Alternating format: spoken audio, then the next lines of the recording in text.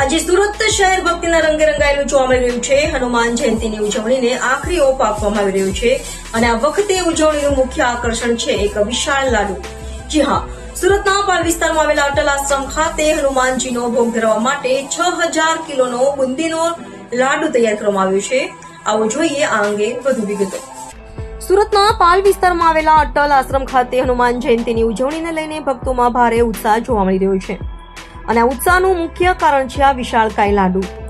આપણે જણાવી દઈએ કે આ લાડુનું વજન આશરે 6000 કિલો છે અને તેને હનુમાનજીના ભક્તો દ્વારા ખાસ રીતે તૈયાર કરવામાં આવ્યું છે।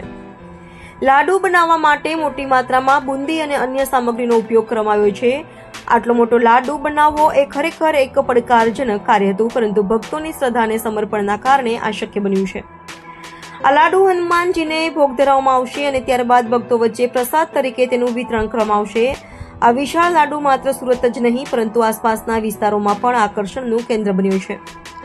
લોકો દૂર દૂરથી આ અનોખા લાડુને જોવા અને હનુમાનજીના દર્શન કરવા માટે અહીં આવી રહ્યા છે।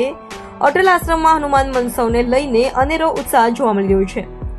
સવારથી જ ભક્તોની ભીડ ઉમટી પડી છે અને વિવિધ ધાર્મિક કાર્યક્રમોનું આયોજન કરવામાં આવ્યું છે। ભજન કીર્તન અને હનુમાન ચાલીસાના પાઠથી સમગ્ર વાતાવરણ ભક્તિમય બની ગયું છે।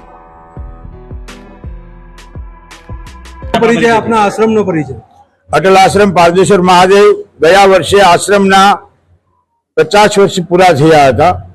આ 51 વર્ષ શરૂ થઈ રહ્યો ત્યારે 6000 કિલોનો એક લાડુ, જેની અંદર 2000 કિલો બેસણ, 2000 કિલો શક્કર અને 80 થી 90 ડબ્બા જેવું તેલ, ઘી બંને અને સાથે 100 કિલો સૂકો મેવો મળીને 6000 કિલોનો એક લાડુ બની રહ્યો છે। ગઈકાલે 9 તારીખથી 9 વાગ્યાથી શરૂ કરી અને મને એવું લાગે છે કે કાલે કદાચ લાડુ સવારે 9, 10, 11 વાગ્યા પૂરો થાય। સાથે 2000 કિલો બુંદી ગાંઠિયા અને 25 થી 30,000 માણસો જમી શકે એટલી ભોજન પ્રસાદની વ્યવસ્થા કરવામાં આવેલી છે।